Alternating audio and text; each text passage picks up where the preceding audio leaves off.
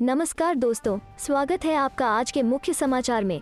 सबसे पहली बड़ी खबर में आपको बताएंगे, कांग्रेस ने 2024 लोकसभा चुनाव के लिए बनाया नया फॉर्मूला, यूपी उत्तराखंड में करेगी टेस्टिंग। इसी के साथ दूसरी बड़ी खबर में जिक्र होगा कि कई राज्यों में बीजेपी की हार पर संयुक्त किसान मोर्चा ने घेरा, कहा आगे भी होगा नुकसान। तीसरी बड़ी खबर में आपको बताएंगे कि उपचुनाव के नतीजों पर अखिलेश ने बीजेपी को घेरा, यूपी चुनाव को लेकर भी किया जोरदार हमला। दोस्तों, हर एक खबर की गहराई में आपको ले जाएंगे, लेकिन दोस्तों खबर में आगे बढ़ने से पहले अगर आपको भी ऐसा लगता है कि 5 राज्यों के चुनाव में महंगाई का असर पड़ेगा और भाजपा का सुपड़ा साफ होगा, तो आप अभी इस वीडियो को लाइक कीजिए और इस लाल बटन को दबाकर चैनल को सब्सक्राइब करके घंटी बजाइए और कमेंट में लिखे जय हिंद। कांग्रेस ने 2024 लोकसभा चुनाव के लिए बनाया नया फॉर्मूला, यूपी उत्तराखंड में करेगी टेस्टिंग। जी हाँ दोस्तों, 2024 में होने वाले लोकसभा चुनाव के लिए कांग्रेस ने अभी से तैयारी करनी शुरू कर दी है। इन चुनाव में जीत की राह देख रही कांग्रेस ने नया फॉर्मूला अपनाने की योजना बनाई है। अब पार्टी इन चुनावों में दलित, महिला और ओबीसी मतदाताओं पर ध्यान देगी। यह रणनीति 2 हफ्ते पहले कांग्रेस के पूर्व अध्यक्ष राहुल गांधी की अध्यक्षता में हुई अहम बैठक में बनाई गई। इसमें दलित नेताओं ने भी हिस्सा लिया था, जिनमें पूर्व सांसद उदित राज भी शामिल थे। राहुल गांधी की ओर से बुलाई गई इस बैठक का एजेंडा यह जानना था कि 2024 लोकसभा चुनावों को दलित वोटर किस तरह से प्रभावित कर सकते हैं। इस बैठक में निर्णय लिया गया कि चूंकि पार्टी बीजेपी को अमीरों की मददगार पार्टी के रूप में प्रदर्शित करती है, ऐसे में कांग्रेस अब पिछड़े समूह के दल के रूप में काम करेगी। कांग्रेस का यह फॉर्मूला 2004 पर आधारित है। तब कांग्रेस का नारा था, कांग्रेस का हाथ आम आदमी के साथ। इसके तहत पार्टी गरीबों और पिछड़ा वर्गों के मुद्दों की बात कर रही थी। वहीं बीजेपी के एनडीए का नारा था, इंडिया शाइनिंग। राहुल गांधी समेत अन्य नेताओं का मानना है कि पार्टी का यह पुराना अभियान फिर काम आएगा। बैठक में राहुल गांधी ने कांग्रेस नेताओं से कहा कि वे कांग्रेस का हाथ पिछड़ों के साथ नारे को आगे बढ़ाएं। इसके साथ ही कांग्रेस का आशा है कि वो दलित और ओबीसी मतदाताओं के जरिए उत्तर प्रदेश, कर्नाटक, आंध्र प्रदेश, बिहार और मध्य प्रदेश जैसे राज्यों में राजनीतिक लाभ पा सकती है। यह भी माना जा रहा है कि जिन राज्यों में भी संभव होगा, कांग्रेस वहां दलित चेहरे को मुख्यमंत्री बनाएगी, जैसा कि उसने पंजाब में चरणजीत सिंह चन्नी को बनाकर किया है। इसके साथ ही कांग्रेस बीजेपी को भी दलित चेहरे को मुख्यमंत्री बनाने की चुनौती दे रही है। वहीं कांग्रेस उत्तराखंड चुनाव में जीत की संभावना देख रही है। अगर ऐसा होता है तो पार्टी वहां भी दलित चेहरे को मुख्यमंत्री बना सकती है। इसमें यशपाल आर्या का नाम संभावित हो सकता है। चलते हैं अगली खबर की तरफ। कई राज्यों में बीजेपी की हार पर संयुक्त किसान मोर्चा ने घेरा, कहा आगे भी होगा नुकसान। जी हाँ दोस्तों, देश के कई राज्यों में हुए उपचुनाव में कई सीटों पर बीजेपी को हार का मुंह देखना पड़ा। हिमाचल प्रदेश और राजस्थान में तो पार्टी को एक भी सीट पर विजय नहीं मिली। वहीं इस हार पर संयुक्त किसान मोर्चा ने बीजेपी पर तंज कसते हुए इसे किसान आंदोलन की सफलता बताया है। साथ ही बीजेपी को ये चेतावनी दी है कि अगर सरकार अपनी नीतियां जनता के हिसाब से नहीं बनाती है तो आगे भी ऐसे नतीजों का सामना करना पड़ेगा। हाल ही में 14 राज्यों की 30 विधानसभा सीटों पर हुए विधानसभा उपचुनाव में खासतौर पर हरियाणा, हिमाचल प्रदेश और राजस्थान में जहां किसान आंदोलन ने बीजेपी के खिलाफ प्रचार किया, वहां बीजेपी को काफी नुकसान झेलना पड़ा है। राजस्थान में बीजेपी का गढ़ मानी जाने वाली सीट भी पार्टी नहीं बचा पाए। किसान मोर्चा ने बीजेपी की सीटों पर मिली हार के बाद हरियाणा के सीएम मनोहर लाल खट्टर को भी घेरा है। मोर्चा की तरफ से कहा गया कि मनोहर लाल खट्टर ने कहा था कि बातचीत ही किसी भी आंदोलन और किसानों के संघर्ष का हल है, मगर यह बीजेपी के पाखंड को दिखाता है, जो प्रदर्शन कर रहे किसानों के साथ बातचीत फिर से शुरू करने को राजी नहीं है। संयुक्त किसान मोर्चा ने बीजेपी की केंद्र सरकार पर निशाना साधते हुए कहा, बातचीत का अंतिम दौर 22 जनवरी 2021 को समाप्त हुआ था। इसके बाद सरकार ने बातचीत को फिर से शुरू करने से मना कर दिया है। इस बीच खट्टर समेत कई बीजेपी नेताओं ने किसानों के खिलाफ बयानबाजी भी की और हर तरीके से आंदोलन को दबाने का प्रयास किया।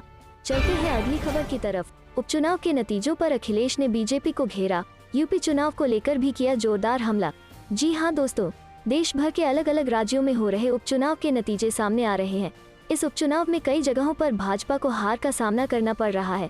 उपचुनावों में आ रहे नतीजों पर समाजवादी पार्टी के राष्ट्रीय अध्यक्ष और उत्तर प्रदेश के पूर्व मुख्यमंत्री अखिलेश यादव ने भारतीय जनता पार्टी बीजेपी पर बड़ा हमला बोला है। उन्होंने उपचुनावों के इस नतीजों को ऐतिहासिक पराजय करार दिया है।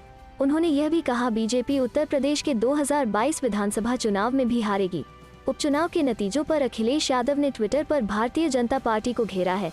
उन्होंने अपने आधिकारिक ट्विटर हैंडल से बीजेपी पर हमला बोलते हुए कहा कि उपचुनावों के आज आए परिणामों में जिस प्रकार भाजपा हारी और पीछे रह गई है, उसने साबित कर दिया है कि ऊपर के 2022 के चुनाव में भी भाजपा बुरी तरह हारेगी। भाजपा ऐतिहासिक पराजय की ओर बढ़ रही है। यही नारा आज का, नहीं चाहिए भाजपा। अखिलेश का उपचुनावों में आए परिणामों के बाद यह पहला रिएक्शन था। उन्होंने सोशल मीडिया साइट ट्विटर के जरिए बीजेपी पर हमला बोला है। उन्होंने उपचुनाव के परिणामों को उत्तर प्रदेश में होने वाले विधानसभा चुनाव से जोड़कर कहा है कि बीजेपी को उत्तर प्रदेश विधानसभा चुनाव 2022 में भी हार का सामना करना पड़ेगा। अखिलेश यादव इन दिनों समाजवादी विजय रथ यात्रा पर हैं। उनके निशाने पर मुख्य रूप से भाजपा और कांग्रेस ही हैं। रविवार को हरदोई में जनसभा के दौरान उन्होंने भाजपा और कांग्रेस पर हमला किया। उन्होंने भाजपा और कांग्रेस को एक जैसा बताया। अखिलेश ने कहा कि ईडी और सीबीआई जांच कराने की आदत कांग्रेस की रही और उसी रास्ते पर भाजपा भी चल रही है। चलते हैं अगली खबर की तरफ। बीजेपी अध्यक्ष जेपी नड्डा के गृह राज्य में भाजपा साफ, उपचुनाव में चारों सीट कांग्रेस के खाते में। जी हां दोस्तों, लोकसभा और विधानसभा सीटों पर हुए उपचुनाव के नतीजे घोषित हो गए हैं। हालांकि ये नतीजे बीजेपी के लिए ज्यादा उत्साहित करने वाले नहीं रहे। बंगाल में टीएमसी से दोबारा हार मिलने के अलावा हिमाचल प्रदेश में भी बीजेपी को सारी सीटें गंवानी पड़ी हैं। यह हार पार्टी के लिए इसलिए भी निराशाजनक है क्योंकि हिमाचल प्रदेश बीजेपी चीफ जगत प्रकाश नड्डा का गृह राज्य है और यहाँ बीजेपी की ही सरकार भी है। इसके बावजूद पार्टी को मंडी लोकसभा सीट और 3 विधानसभा सीटों पर कांग्रेस ने बीजेपी को हरा दिया है। मंडी लोकसभा सीट पर कांग्रेस की उम्मीदवार और पूर्व सीएम वीरभद्र सिंह की पत्नी प्रतिभा सिंह ने बीजेपी को हराया। प्रतिभा सिंह ने बीजेपी के अपने प्रतिद्वंद्वी कुशाल ठाकुर को 8,766 वोटों के अंतर से हराया है। हालांकि यह सीट बीजेपी के लिए ज्यादा मायने इसलिए रखती है क्योंकि मौजूदा सीएम जयराम ठाकुर इसी क्षेत्र से आते हैं। उनका चुनावी क्षेत्र सिराज भी मंडी जिले के अंदर ही आता है। सिर्फ संसदीय सीट ही नहीं बल्कि विधानसभा की 3 सीटों पर उपचुनाव में भी बीजेपी अपनी छाप छोड़ने में नाकामयाब दिखी। अर्की विधानसभा सीट पर कांग्रेस उम्मीदवार संजय अवस्थी ने बीजेपी के प्रत्याशी रतन सिंह पाल को 3,000 वोटों के अंतर से हराया। इसके अलावा फतेहपुर सीट पर कांग्रेस प्रत्याशी को 5,634 वोटों के अंतर से जीत मिली। यहाँ अहम बात यह भी रही कि निर्दलीय उम्मीदवार को भी 12,000 वोट मिले। बीजेपी के लिए सबसे बड़ी चिंता के संकेत जुब्बल कोटखाई क्षेत्र से मिले जहां उसके प्रत्याशी को सिर्फ 2,644 वोट मिले और जमानत तक जब्त हो गई। इस सीट पर कांग्रेस प्रत्याशी रोहित ठाकुर ने निर्दलीय उम्मीदवार चेतन ब्रागटा को 6,293 वोटों से हरा दिया। इस सीट पर बीजेपी का वोट शेयर सिर्फ 4.67% रहा। चलते हैं अगली खबर की तरफ। महंगाई चरम पर है, काश केंद्र लोगों के प्रति संवेदनशील होता, दिवाली पर राहुल गांधी का निशाना। जी हां दोस्तों, कांग्रेस नेता राहुल गांधी ने बुधवार को केंद्र सरकार पर निशाना साधते हुए कहा कि दिवाली के आसपास महंगाई अपने चरम पर है लेकिन केंद्र सरकार संवेदनशीलता नहीं दिखा रही है। उन्होंने कहा कि वो चाहते हैं कि सरकार लोगों के लिए संवेदनशील दिल रखे। गांधी ने हिंदी में ट्वीट किया, दिवाली है, महंगाई अपने चरम पर है, यह कोई मजाक नहीं है। काश मोदी सरकार का दिल जनता के लिए संवेदनशील होता। ईंधन की बढ़ती कीमतों के बीच उनका यह बयान आया है। लगातार 7 दिनों तक लगातार बढ़ने के बाद आज पेट्रोल और डीजल के दाम स्थिर रहे। दिल्ली में पेट्रोल और डीजल की कीमत क्रमशः 110.04 रुपये और 98.42 रुपये प्रति लीटर हो गई है। देश की आर्थिक राजधानी मुंबई में पेट्रोल और डीजल की कीमत क्रमशः 115.85 रुपये और 106.62 रुपये प्रति लीटर, जबकि कोलकाता में 110.49 रुपये और 101.56 रुपये प्रति लीटर और चेन्नई में 106.66 रुपये और 102.59 रुपये प्रति लीटर हो चुकी है। 1 नवंबर को कॉमर्शियल एलपीजी सिलेंडर की कीमतों में 266 रुपये की बढ़ोतरी की गई थी। चलते हैं अगली खबर की तरफ। उत्तर प्रदेश में भाजपा ही जीतेगी, किसान नेता राकेश टिकैत ने दे दिया ये बड़ा बयान। जी हां दोस्तों, किसान आंदोलन का चेहरा बने संयुक्त किसान मोर्चा के नेता राकेश टिकैत ने साफ किया है कि आंदोलन आने वाले समय में भी जारी रह सकता है, आंदोलन तेज भी हो सकता है। एक निजी चैनल से बातचीत में किसान नेता ने उत्तर प्रदेश विधानसभा चुनाव परिणाम पर बड़ा बयान दिया। उन्होंने कहा कि प्रदेश की जनता भारतीय जनता पार्टी को वोट नहीं करेगी, लेकिन जीत उसकी ही होगी। राकेश टिकैत ने अंदेशा जताया कि चुनाव में सरकारी मशीनरी का गलत इस्तेमाल होगा।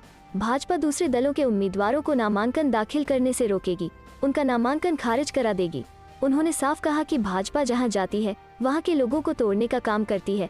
उन्होंने कहा कि दीपावली के मौके पर भी किसान दिल्ली की सीमाओं पर डटे रहेंगे, हमारी दीपावली वहीं मनेगी, वहीं पर हम दिए जलाएंगे। किसान नेता ने कहा कि सरकार ने किसानों से बातचीत की पहल भी नहीं की, इतिहास इसे याद रखेगा।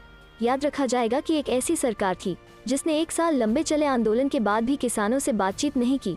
26 नवंबर को आंदोलन का 1 साल पूरा हो जाएगा, लेकिन सरकार की ओर से 22 जनवरी के बाद से बातचीत का कोई न्योता नहीं मिला। दिल्ली बॉर्डर को खोलने की तैयारी पर टिकैत ने कहा कि सीमा खुली तो सबसे पहले किसानों के ट्रैक्टर दिल्ली की तरफ रवाना होंगे। हम सही दाम पर संसद में ही फसलों को बेचने की कोशिश करेंगे, क्योंकि मंडियां तो बंद हो गई हैं। भाजपा पर करारा हमला बोलते हुए राकेश टिकैत ने कहा कि पार्टी जोड़ने नहीं तोड़ने का काम करती है। उन्होंने कहा कि भाजपा ने उत्तर प्रदेश में मुलायम सिंह यादव का परिवार तोड़ा, बिहार में लालू प्रसाद यादव व हरियाणा में ओम प्रकाश चौटाला का परिवार उन्होंने तोड़ा। टिकैत ने एक बार फिर जोर देकर कहा कि हम कानून वापसी के साथ ही घर वापसी करेंगे। उन्होंने कहा कि सरकार अगर बातचीत नहीं करना चाहती है तो हम अपने टैंटों को एक बार फिर मजबूत करेंगे। चलते हैं अगली खबर की तरफ। नवंबर में राजस्थान कांग्रेस में मंत्रिमंडल विस्तार की संभावनाएं तेज, बढ़ेगा कई नेताओं का राजनीतिक कद। जी हां दोस्तों, राजस्थान में वल्लभनगर धरियावद विधानसभा के उपचुनाव जीतने के बाद अब गहलोत सरकार के पास कांग्रेस के विधायकों का ही आंकड़ा ही बहुमत से अधिक हो गया है। लिहाजा अब बहुमत के लिए उन्हें बीएसपी निर्दलीय या बीटीपी विधायकों के समर्थन की दरकार नहीं है। लिहाजा अब मुख्यमंत्री अशोक गहलोत नवंबर महीने में ही बिना असंतोष की परवाह किए मंत्रिमंडल विस्तार फेरबदल का दांव चल सकते हैं। इसके साथ ही इन चुनावों में प्रमुख भूमिका अदा करने वाले नेताओं का राजनीतिक कद भी बढ़ने वाला है। राजस्थान में विधानसभा सीटों के उपचुनाव के परिणाम वर्तमान गहलोत सरकार के लिए बेहद अहम माने जा रहे हैं। इन चुनाव परिणामों ने मुख्यमंत्री अशोक गहलोत के नेतृत्व पर न केवल मुहर लगाई है बल्कि राजस्थान में कांग्रेस के विधायकों का आंकड़ा बहुमत से अधिक कर दिया है। दरअसल 2 सीट बढ़ने कांग्रेस के पास बहुमत से 1 सीट ज्यादा हो गई। राज्य में अब कांग्रेस के 102 विधायक हैं। ऐसे में निर्दलीय बीएसपी और बीटीपी विधायकों के समर्थन के बिना भी सरकार सुरक्षित है। हालांकि मुख्यमंत्री अशोक गहलोत संकट के समय में साथ देने वाले सभी विधायकों का साथ बरकरार रखेंगे। पिछले कुछ सालों में अगर राजस्थान की राजनीति का इतिहास खंगाले तो 2.5 साल के बाद सरकार के खिलाफ जनता में विरोध के स्वर सुनाई देने लगते हैं। एंटी इनकम्बेंसी का डर सरकार को सताने लगता है, लेकिन वर्तमान गहलोत सरकार के 3 साल पूरे होने को है, लेकिन अभी तक सत्ता विरोधी लहर नजर नहीं आ रही है। उपचुनाव के परिणामों ने ये दर्शाया है कि राजस्थान में जनता का भरोसा अभी भी गहलोत सरकार के प्रति बरकरार है। ऐसे में इन 2 उपचुनाव के परिणामों ने मुख्यमंत्री अशोक गहलोत के नेतृत्व को लेकर उठ रहे सवालों पर भी पूर्ण विराम लगा दिया है। चलते हैं अगली खबर की तरफ। 28 दिसंबर को शिवाजी पार्क में होगी राहुल गांधी की सार्वजनिक सभा। जी हां दोस्तों, कांग्रेस के स्थापना दिवस के अवसर पर आगामी 28 दिसंबर को कांग्रेस नेता राहुल गांधी मुंबई के शिवाजी पार्क पर एक सार्वजनिक सभा को संबोधित करेंगे। यह बात सोमवार को महाराष्ट्र कांग्रेस के प्रभारी एच.के. पाटिल ने कही। वो कांग्रेस की डिजिटल सदस्यता मुहिम के शुभारंभ के मौके पर बोल रहे थे। पाटिल ने कहा कि डिजिटल सदस्यता अभियान एक पारदर्शक अभियान है। इस अभियान का मकसद कांग्रेस को मुंबई और महाराष्ट्र में फिर नंबर 1 पार्टी बनाना है। डिजिटल सदस्यता मुहिम के शुभारंभ के मौके पर मुंबई कांग्रेस अध्यक्ष भाई जगताप, कार्याध्यक्ष चरण सिंह सप्रा, मुंबई के पालक मंत्री असलम शेख, पूर्व सांसद संजय निरुपम, यूथ कांग्रेस अध्यक्ष जिशान सिद्दीकी, कोषाध्यक्ष भूषण पाटिल, युवा नेता सूरज सिंह ठाकुर आदि उपस्थित थे। इससे पहले एच.के. पाटिल ने महाराष्ट्र कांग्रेस मुख्यालय तिलक भवन में भी डिजिटल सदस्यता मुहिम का शुभारंभ किया। इस मौके पर मध्य प्रदेश कांग्रेस के अध्यक्ष नाना पटोले, कार्याध्यक्ष नसीम खान, पूर्व मंत्री चंद्रकांत हंडरे, कोषाध्यक्ष अमरजीत सिंह मनहास समेत बड़ी संख्या में कांग्रेस नेता, कार्यकर्ता और पदाधिकारी मौजूद थे। उपचुनाव में बीजेपी महंगाई के कारण हारी, हिमाचल के सीएम जयराम का बयान। जी हां दोस्तों, हिमाचल प्रदेश में मंडी लोकसभा और अर्की, फतेहपुर, जुब्बल कोटखाई विधानसभा सीट पर बीजेपी को मिली करारी शिकस्त के बाद मुख्यमंत्री जयराम ठाकुर ने बड़ा बयान दिया है। उन्होंने हार का ठीकरा एक तरह से केंद्र सरकार पर ही फोड़ा है। उन्होंने कहा कि बढ़ती महंगाई के चलते प्रदेश में बीजेपी को हार का सामना करना पड़ा है। ऐसे नतीजे की उम्मीद नहीं थी। उनके इस बयान के बाद से बीजेपी में हलचल तेज हो गई है। वहीं विपक्ष भी बीजेपी के खिलाफ अटैकिंग मोड में आ गया है। हिमाचल के कांग्रेस प्रभारी राजीव शुक्ला ने कहा कि केंद्र सरकार ने अर्थव्यवस्था की हालत खराब करके जनता के जेब पर डाका डालना शुरू कर दिया है। उसके पास दिखाने के नंबर नहीं है। जीडीपी के आंकड़े फर्जी हैं। पेट्रोल, डीजल, रसोई गैस के दामों में बेतहाशा बढ़ोतरी कर दी गई है। ऐसे में अब बीजेपी के खिलाफ विरोध बढ़ता जा रहा है। इस प्रभाव अब चुनाव पर भी पड़ेगा। कहा जा रहा है कि उपचुनाव में बीजेपी की हार का सीधा असर मुख्यमंत्री जयराम ठाकुर के सियासी कद पर पड़ेगा। सीएम मंडी जिले से संबंध रखते हैं और पूरा उपचुनाव उन्हीं के नेतृत्व में लड़ा जा रहा था। ये माना जा रहा है कि सीएम की साख के साथ साथ उनके राजनीतिक भविष्य पर भी संकट गहरा गया है। बीजेपी ने हाल ही में जिस तरह से 3 राज्यों के मुख्यमंत्री बदले हैं और ऐसे में हिमाचल की हार से जयराम ठाकुर के लिए भी खतरे की घंटी है। बता दें कि हिमाचल की 1 लोकसभा और 3 विधानसभा सीटों पर हुए उपचुनाव में कांग्रेस जीत दर्ज करने में कामयाब रही है, जबकि बीजेपी को तगड़ा झटका लगा है। उपचुनाव को राज्य में अगले साल होने वाले विधानसभा चुनाव के सेमीफाइनल के तौर पर भी देखा जा रहा है। वहीं कांग्रेस के लिए 2022 के विधानसभा चुनाव से पहले शुभ संकेत है और पार्टी के लिए माहौल बनाने का मौका मिल गया है। चलते हैं अगली खबर की तरफ। बंगाल उपचुनाव में तृणमूल कांग्रेस का डंका, 4 में से 3 सीटों पर बीजेपी की जमानत जब्त। जी हां दोस्तों, बंगाल की मुख्यमंत्री ममता बनर्जी की जीत का सिलसिला उपचुनावों में भी जारी है। इस कड़ी में अप्रैल मई में हुए विधानसभा चुनाव में बीजेपी द्वारा जीती गई 2 सीटों पर भी टीएमसी ने कब्जा कर लिया है। इसी के साथ चारों सीटों पर हुए उपचुनाव में टीएमसी ने जीत दर्ज की है। मुख्यमंत्री ममता बनर्जी ने जीतने वाले उम्मीदवारों को बधाई देते हुए कहा कि परिणाम दिखाते हैं कि बंगाल हमेशा प्रचार और नफरत की राजनीति पर विकास और एकता का चयन करेगा। दिनहाटा और शांतिपुर के उपचुनाव को बीजेपी के लिए प्रतिष्ठा की लड़ाई के रूप में देखा गया। कारण इन दोनों सीटों पर विधानसभा चुनाव में बीजेपी ने सीट दर्ज की थी, लेकिन इन सीटों पर बीजेपी नेताओं ने इस्तीफा दे दिया था। बीजेपी का गढ़ कहे जाने वाले उत्तर बंगाल के कूच बिहार के अंतर्गत आने वाली दिनहाटा सीट से केंद्र में कनिष्ठ गृह मंत्री के रूप में पदभार संभालने के बाद बीजेपी के निशित प्रामाणिक ने इस्तीफा दे दिया था। वहीं शांतिपुर सीट बीजेपी सांसद जगन्नाथ सरकार के विधानसभा से इस्तीफा देने के बाद खाली हो गई थी। खरदा वो सीट है जहां से कोलकाता के पूर्व मेयर सोवनदेव चट्टोपाध्याय चुनाव लड़ रहे हैं। उन्होंने ममता बनर्जी के लिए कोलकाता में भवानीपुर सीट छोड़ दी थी, जिन्हें नंदीग्राम से अपनी हार के बाद राज्य चुनाव के 6 महीने के भीतर विधानसभा में निर्वाचित होना पड़ा था। इन चारों सीटों पर टीएमसी की जीत के साथ ही राज्य में तृणमूल की 213 सीटों की रिकॉर्ड संख्या और बढ़ जाएगी। वहीं यह बीजेपी के लिए एक बड़ा झटका है। चलते हैं अगली खबर की तरफ। कांग्रेस दोगुने बहुमत के साथ वापसी करेगी। वाराणसी में अजय राय बोले, अब में जन जन की जुबान पर हैं प्रियंका गांधी। जी हाँ दोस्तों, पूर्व मंत्री और कांग्रेस के वरिष्ठ नेता अजय राय ने मंगलवार को वाराणसी में कहा कि हमारी पार्टी ने हमेशा से राजनीति के केंद्र में आम आदमी के हित को रखा है। जब कभी भी कांग्रेस का जनमत कम हुआ है, उसके बाद कांग्रेस ने दोगुने बहुमत के साथ सत्ता में वापसी की है। 2022 के विधानसभा चुनाव में भी ऐसा ही होगा। पूर्व प्रधानमंत्री इंदिरा गांधी के समय को देख लें। उस वक्त जब दोबारा चुनाव हुए तो उन्होंने ऐतिहासिक बहुमत के साथ सत्ता में वापसी की थी। आज ठीक वैसी ही परिस्थितियां उत्तर प्रदेश में बनती हुई दिखाई दे रही हैं। कांग्रेस महासचिव प्रियंका गांधी उत्तर प्रदेश में जब से आई हैं और उन्होंने महिलाओं, बच्चियों, किसान, मजदूर और दलित भाइयों के साथ हुए सत्ता प्रायोजित अपराध का विरोध किया है, तब से वो जन जन की जुबान पर हैं। प्रियंका गांधी ने जनता के हितों को लेकर जिस तरीके से सड़क पर उतरकर संघर्ष किया और योगी सरकार के अहंकार को तोड़ा है, वो अपने आप में सारी कहानी कह देता है। आज उत्तर प्रदेश की जनता प्रियंका गांधी को उस भरोसे से देख रही है जिस भरोसे और प्यार से वो कभी पूर्व प्रधानमंत्री इंदिरा गांधी को देखा करती थी। उत्तर प्रदेश में कांग्रेस का ग्राफ जिस तेजी से बढ़ रहा है, वो देखकर विपक्षी दलों में एक जबरदस्त बेचैनी है। चलते हैं अगली खबर की तरफ। उपचुनाव के नतीजों से गदगद कांग्रेस बोली, जनता का रुख बदल रहा, भाजपा की उल्टी गिनती शुरू। जी हाँ दोस्तों, लोकसभा की 3 सीटों और कई राज्यों में विधानसभा की 29 सीटों के लिए हुए उपचुनावों में कुछ स्थानों पर मिली सफलता से कांग्रेस गदगद है। पार्टी की ओर से मंगलवार को कहा गया कि इन नतीजों से स्पष्ट है कि जनता का रुख बदल रहा है और भारतीय जनता पार्टी भाजपा की उल्टी गिनती शुरू हुई है। पार्टी के मुख्य प्रवक्ता रणदीप सुरजेवाला ने यह भी कहा कि अब प्रधानमंत्री नरेंद्र मोदी को अहंकार त्यागते हुए कृषि से संबंधित तीनों काले कानूनों को वापस लेना चाहिए और पेट्रोल डीजल गैस पर लूट बंद करनी चाहिए। सुरजेवाला ने ट्वीट किया, लोकसभा उपचुनावों में भारतीय जनता पार्टी भाजपा कुल 3 में से 2 सीटें हार गई। विधानसभा चुनावों में भी जहां कांग्रेस भाजपा की सीधी टक्कर है, भाजपा हारी है। हिमाचल प्रदेश, राजस्थान, कर्नाटक, महाराष्ट्र इसका सबूत है। उन्होंने कहा, मोदी जी राजहाट छोड़ें, तीनों काले कानून वापस ले, पेट्रोल डीजल गैस पर लूट बंद करें, अहंकार त्यागें। चलते हैं अगली खबर की तरफ। सचिन पायलट का बड़ा दावा, बोले यूपी में हार का सामना करेगी बीजेपी, कांग्रेस होगी विकल्प। जी हाँ दोस्तों, यूपी विधानसभा चुनाव को लेकर कांग्रेस नेता सचिन पायलट ने बीजेपी पर बड़ा हमला बोला है। सचिन पायलट ने बढ़ती महंगाई और लखीमपुर खीरी के अलावा कई मामलों को लेकर बीजेपी को घेरा है। पायलट ने दावा किया कि बीजेपी इस बार सत्ता से बाहर होगी और कांग्रेस विधानसभा चुनाव में खुद को एक विकल्प के रूप में पेश करेगी। पायलट ने ये भी कहा कि राहुल गांधी और प्रियंका गांधी महंगाई से परेशान जनता के लिए लड़ रहे हैं। पायलट ने कहा, कोई भी लोगों की समस्याओं को सुनने के लिए तैयार नहीं है। उत्तर प्रदेश में बदलाव चाहने वाले लोगों से संबंधित मुद्दों को उठाने में कांग्रेस सबसे आगे रही है। पायलट ने कहा कि बीजेपी सरकार ने महंगाई को काबू में करने के लिए कोई आश्वासन नहीं दिया है। उन्होंने कहा कि यूपी में प्रियंका गांधी ने अन्याय के खिलाफ आवाज उठाई। प्रियंका किसानों के साथ हुए उत्पीड़न के खिलाफ लड़ रही हैं। महिलाओं व बेटियों के सम्मान के लिए वो ढाल बनकर खड़ी हुई हैं। यूपी में यहाँ बदलाव सुनिश्चित है। जनता की आस्था कांग्रेस की तरफ तेजी से बढ़ रही है। लखीमपुर में हुई हिंसा को लेकर भी सचिन पायलट ने बीजेपी पर वार किया। पायलट ने कहा कि बीजेपी ने लखीमपुर खीरी हिंसा के आरोपियों को बचाया।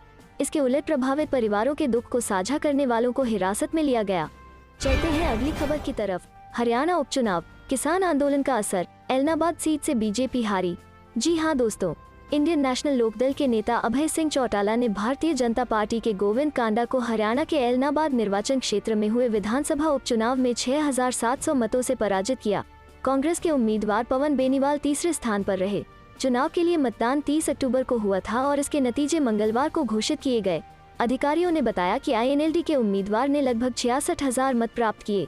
केंद्र के कृषि कानूनों के विरोध में चौटाला ने जनवरी में विधायक पद से इस्तीफा दे दिया था, जिसके बाद उपचुनाव हुए। इस सीट पर 19 प्रत्याशियों ने भाग्य आजमाया था, जिनमें से ज्यादातर निर्दलीय उम्मीदवार थे। गोविंद कांडा हरियाणा लोकहित पार्टी के अध्यक्ष और विधायक गोपाल कांडा के भाई हैं और वो पिछले महीने भाजपा में शामिल हुए थे।